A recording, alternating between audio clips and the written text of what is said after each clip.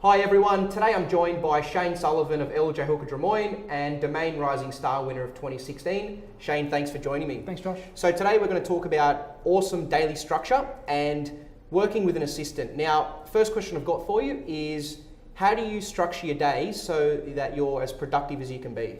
I like to block out the days in terms of prospecting and appointments. So prospecting in the morning time, and then appointments towards the afternoon, and open houses in the late afternoon.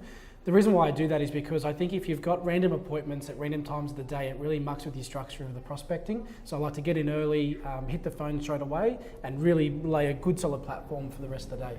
And so you mentioned that you prospect a lot of the majority of your time in the mornings. Talk to me about like how do you prospect and how many hours in the morning do you actually prospect for? Yes, I like to do a call session or two, and a call session would last probably the duration of 45 minutes. I don't like to do any longer than that because then your energy starts to die off, and I'm really a big fan of high energy calls. Smiling when you're on the phone gives off a really good vibe when you are conversing with buyers. So I like to sort of stick between 45 minutes, probably try to make about 30 to 40 calls, and through that maybe speak to about 20-25 people. And like to do 2 call sessions in the morning to get it out of the way, and as I said, lay a good platform for the day. And just before we actually started this video, I looked into your calendar and I said, Shane, show me your calendar. And the reason I said that is I wanted to actually look 6 months in advance and see what you had in there. And something that I loved is you actually had your prospecting times blocked out every morning for like the next 6 or 8 months. Yep.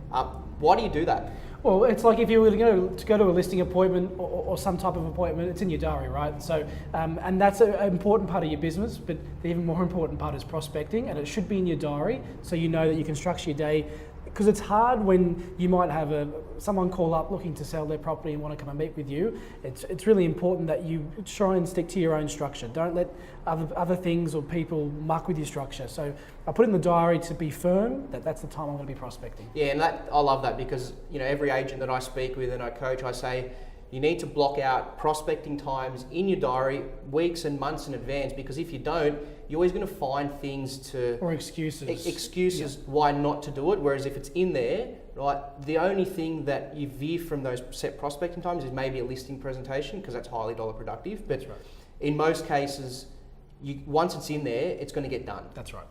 So Shane, talk to me about how you and your assistant work together on a daily basis. So we like to start the day off with a morning meeting just to cover off on what we did the night before and what we've got planned throughout the day. And how long does that meeting go for? The meeting goes for about 30 minutes, not long at all. I'll then probably catch up with him in the middle of the day to make sure that the tasks are getting done and the goals that we set out for that day. And then towards the end, probably 5:30, 6 p.m, we'll then cover off another meeting to make sure that we did everything we said we were going to do and then plan for the day after. Yeah, so and I know that I've walked in your office before and you and Jacob, your assistant, have been sitting side by side, getting on the phones in one of those morning prospecting sessions you mentioned, and just having a bit of competition in terms of who can actually book the most appointments. Yeah, look, you've got to be a little bit lighthearted. You've got to keep it fresh, and I think a nice little friendly competition is a great way to do it. Yeah, great. So just to conclude, give me 1 or 2 tips on how agents out there can actually increase their productivity on a daily basis. I think you got to be strict with your diary, and don't let too many distractions take over the diary, because we all know real estate can get a little bit hectic and can change